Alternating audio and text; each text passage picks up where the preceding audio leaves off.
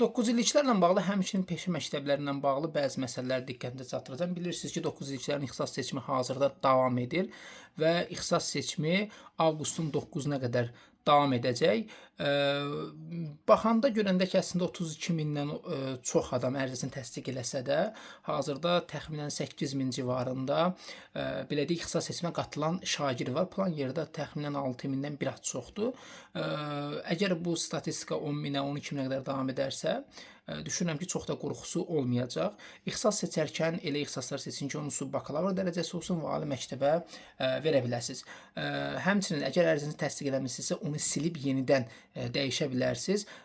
Qeyd edirəm, kolleclərin ixtisas seçimi avqustun 9-una kimi davam edəcək. Həmçinin peşə təhsil müəssisələrinə ilkin peşə, texniki peşə, yüksək texniki peşə məktəblərinə ixtisas seçimi davam edir. Bu proses isə avqustun 10-una qədər davam edəcək. Əgər ixtisas seçimlərinin vaxtı uzadılmasa, kolleclərin 9 illik kolleclərin cavabı avqustun 11-i, peşə məktəblərinin cavabı isə təxminən 15-i ərəfələrində çıxacaq.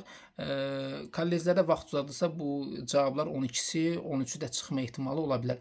Ali məktəblərə ixtisas seçimi avqustun 12-sindən başlayır, 19-una kimi davam edəcək. Müddət görürsünüz ki, azdır. Seçimi 1-ci eləyim, 2-ci eləyim 11 mahiyyəti yoxdur. Ha ayın 12-si elədiniz, ha ayın 19-u elədiniz.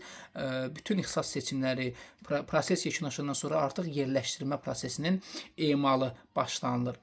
İxtisas seçimdə diqqətli olun, əmək bazarının tələblərinə uyğun ixtisaslar seçin və elə ixtisaslar seçin ki, onlar həm sizin özünüzə, xarakterinizə, həm də iş dünyasına uyğun ixtisaslar olsun.